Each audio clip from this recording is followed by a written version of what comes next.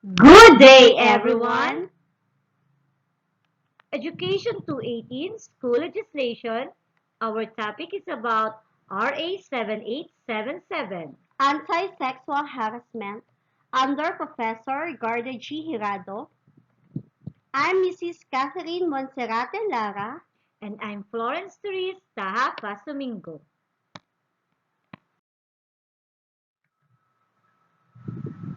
Republic Act Number 7877, an act declaring sexual harassment unlawful in the employment, education, or training environment and for other purposes. What is RA 7877? Section 1. This act shall be known as the Anti-Sexual Harassment Act of 1995, an act declaring sexual harassment unlawful in the employment, education, or training environment and for other purposes. Section 2. Declaration of Policy. The state shall value the dignity of every individual, enhance the development of its human resources, guarantee full respect for human rights, and uphold the dignity of workers, employees, applicants for employment, students, or other undergoing training, instruction, or education. Towards this end, all forms of sexual harassment in the employment, education, training, and environment are hereby declared unlawful.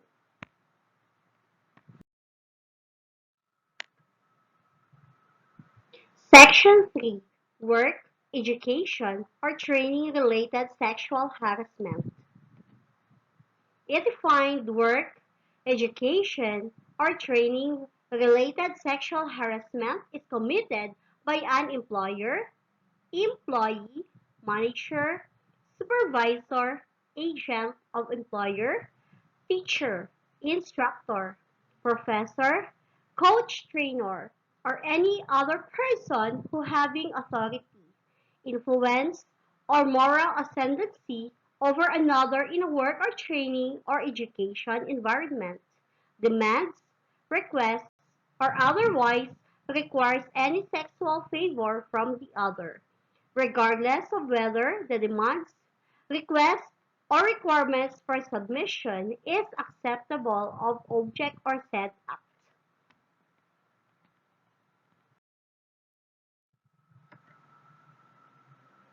Work-related sexual harassment. In a work-related or employment environment, sexual harassment is committed when the sexual favor is made as a condition in the hiring or in the employment, re-employment, or continued employment of said individual, or in granting said individual favorable compensation, terms, conditions, promotions, or privileges,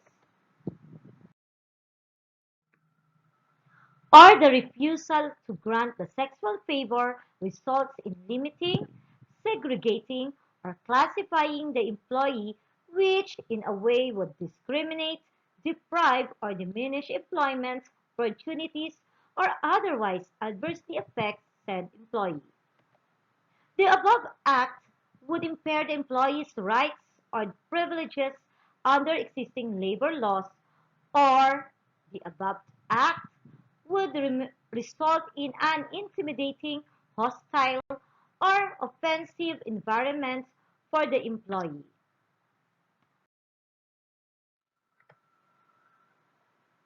Education or training related sexual harassment. In an educational or training environment, sexual harassment is committed when against one who is under the care, custody, or supervision of the offender, against one whose education, training, apprenticeship, or tutorship is entrusted to offender. When the sexual favor is made a condition to the giving of a passing grade or the granting of honors and scholarships, or the payment of a stipend, allowance, or other benefits, privileges, or considerations. When the sexual advances result in an intimidating, hostile, or offensive environment for the student, trainee, or apprentice. Any person who directs or induces another to commit any act of sexual harassment as herein defined, or who cooperates in the commission thereof by another without which it would not have been committed, shall also be held liable under this act.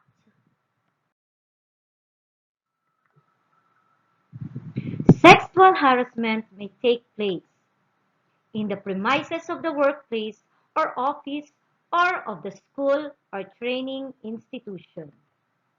In any place where the parties were found as a result of work or education or training responsibilities or relations. At work or education or training related social function. While on official business outside the office or school or training institution or during work or school or training related travel. At official conferences, fora, symposia, or training sessions, or by telephone, cellular phone, fax machine, or electronic mail.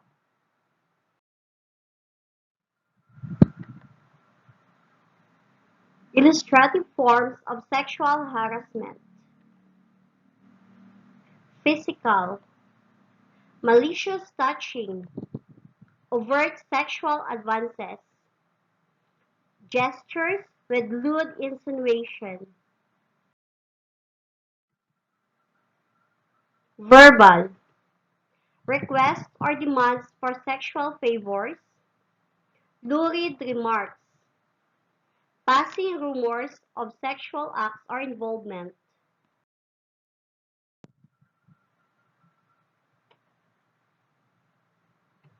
Others, use of objects, pictures or graphics, letters or writing notes with sexual underpinnings. Classification of sexual harassment.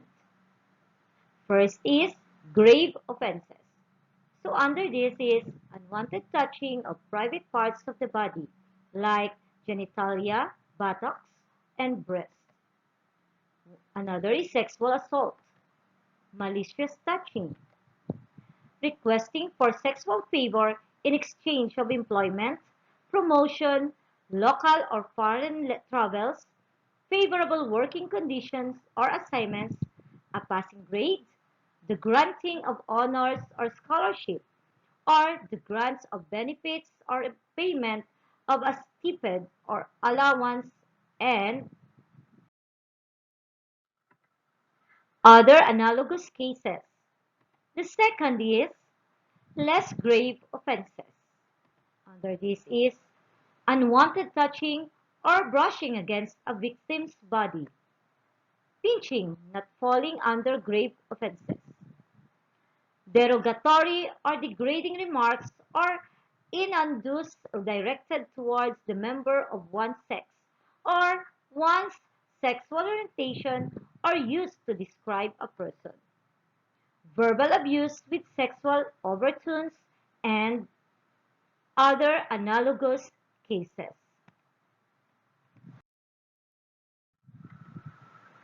Light offenses: surreptitiously looking or staring a look of a person's private part or worn undergarments. Next, telling sexist, smutty jokes or sending this through text, electronic mail, or other similar means, causing embarrassment or offense and carried out after the offender had been advised that they are offensive or embarrassing, or even without such advice, when they are by their nature clearly embarrassing, offensive, or vulgar. The display of sexually offensive pictures, materials, or graffiti, malicious leering or ogling, unwelcome inquiries or comments about a person's sex life, unwelcome sexual flirtation, advanced positions, making offensive hand or body gestures at an employer,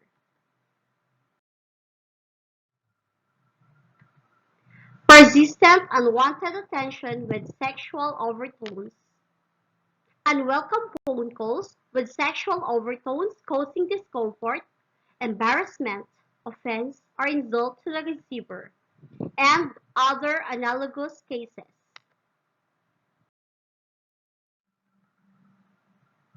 Section 4. Duties of the employer. Promulgate appropriate rules and regulations in consultation with the jointly approved with employees or students or trainees through their duly designated representatives, prescribing the procedure for the investigation or sexual harassment cases and the administrative sanctions therefore. Administrative sanctions shall not be a bar to prosecution in the proper courts for unlawful acts of sexual harassment.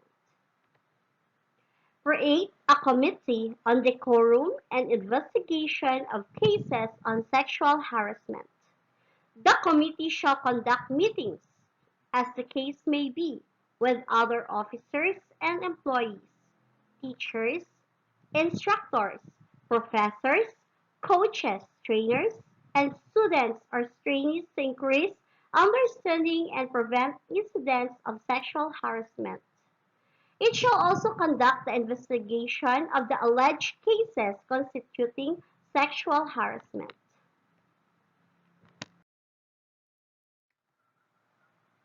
Contents of the complaint.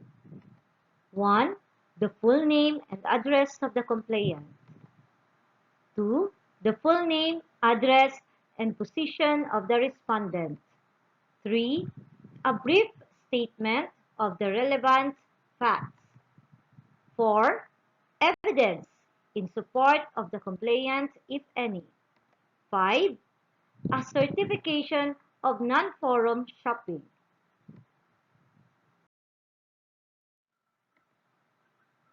Section 5. Liabilities. Under this, the employer of head of office, educational training institution shall be solitarily liable for damage arising from the facts of sexual harassment committed in the employment, education, or training environments if the employer of or head of office, educational, or training institution is formed of such act by the offended party and no intimidate action is taken thereof. Section 6. Independent action for damages. Nothing in this act shall preclude the victim of birth, education, or training-related sexual harassment from instituting a separate, independent action for damages and other affirmative relief. Section 7. Penalties. Any person who violates the provisions of this act shall, upon conviction, be penalized by imprisonment of not less than 1 month nor more than 6 months, or a fine of not less than 10,000 pesos nor more than 20,000 pesos, or both such fine and imprisonment at the discretion of the court. Any action arising from the violation of the provision of this act shall prescribe in 3 years. Section 8. Separability Clause. If any portion or provision of this Act is declared void and unconstitutional, the remaining portion or provisions hereof shall not be affected by such declaration.